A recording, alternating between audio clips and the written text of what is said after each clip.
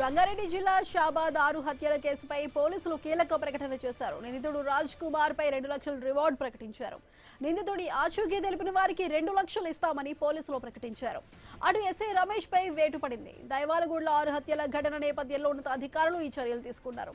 SI Ramesh suspension తో నిరసనకారులు ఆందోళన విరమించారు. 6గురిని మర్డర్ చేసిన కేసులో నిందితుడు రాజ్ కుమార్ కారును నందిగామ దగ్గర పోలీసులు గుర్తించారు.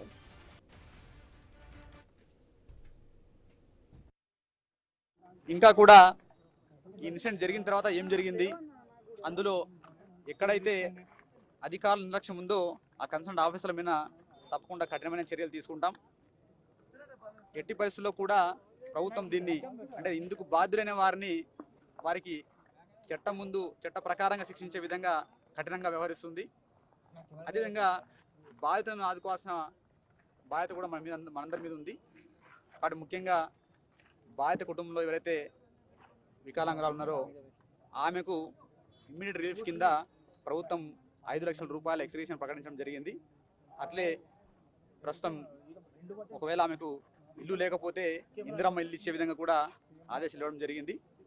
దాంతోపాటుగా ముఖ్యంగా చెప్తున్నాం అంటే కుటుంబ సభ్యులు చెప్పేదాని ప్రకారంగా ఆమెకు సొంతంగా తనకు తాను ఉండలేదు కాబట్టి తనకు ఎప్పుడు సపోర్ట్ కావాలంటున్నారు.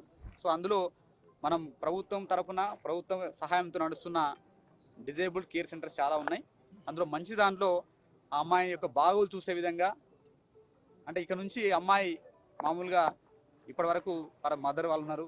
ఇప్పుడు తాను ఎట్లా ముందుకు వెళ్ళాలనో ఒకసారి రేపు మా ఆఫీసర్లతో తరోగా వెరిఫై చేయించిన తర్వాత ఆ అమ్మాయికి ఫర్దర్గా తన యొక్క లైఫ్ లీడ్ చేయడానికి కావాల్సిన సపోర్ట్ ఇచ్చే విధంగా ప్రభుత్వం సహాయ సహకారాలు అందిస్తుంది. సో ఇటువైపు అంటే బాధితుల వైపు కూడా ప్రభుత్వం అండగా ఉంటుంది.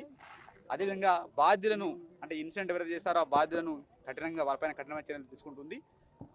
అదేవిధంగా కేసు తర్వాత జరిగిన దాంట్లో ఎక్కడెక్కడైతే ఆఫీసర్ల యొక్క నెగ్లిజెన్స్ ఉందో వారిపైన కూడా తప్పక కఠినమైన చర్యలు తీసుకుంటాం. లోకల్ ఎస్ఐని సస్పెండ్ చేయడం జరిగింది, ఎస్ఐ రమేష్ని సస్పెండ్ చేయడం జరిగింది.